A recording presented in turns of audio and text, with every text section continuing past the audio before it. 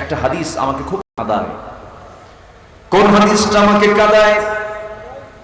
আমার রাসূল বলেছেন, হাসরের ময়দানে অনেক শহীদ শাহাদাতের নজরানা দুনিয়াতে পেশ করার পরেও তারা তাদের শাহাদাতকে সেদিন ক্যান্সেল দেখতে পাবে।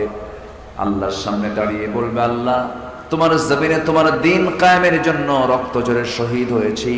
আল্লাহ বলবেন, না না, তুমি যুদ্ধে শহীদ হয়েছিলে, তোমাকে মানুষ মুজাহিদ বলবে, বাহবা বলবে, মানুষের মুখ থেকে বাহবা নেওয়ার জন্য তুমি যুদ্ধ করতে এসে মারা গেছো, তুমি শহীদ হও নাই। আজকে তোমাকে জাহান্নাম যেতে হবে। অনেক বড় বড় দানবীর ধরা খেয়ে যাবে। ও আল্লাহ, আমি তোমার খুশির জন্য তোমার প্রতি দান করেছি। না না, আমার খুশির জন্য দান করো নাই, তোমাকে দানবীর বলবে। মানুষ তোমাকে দানবীর বলে বাহবা দেবে, এই জন্য তুমি মানুষের খুশির জন্য এমনটা দান করেছো, তোমাকে আজকে জাহান্নাম যেতে হবে।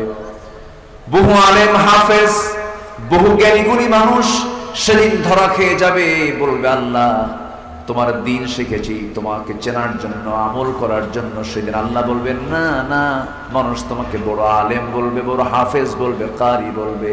মানুষের বাহবা নেবার জন্য তুমি বড় আলেম হয়েছ, আমার খুশির জন্য হও নাই।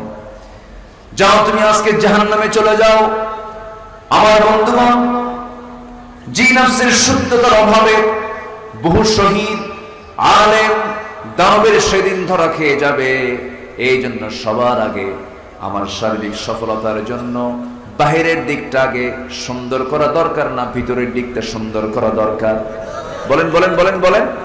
ভিতর আত্তাকওয়া হা হুনা, আত্তাকওয়া হা হুনা, তাকওয়াটা হলো ভিতরে।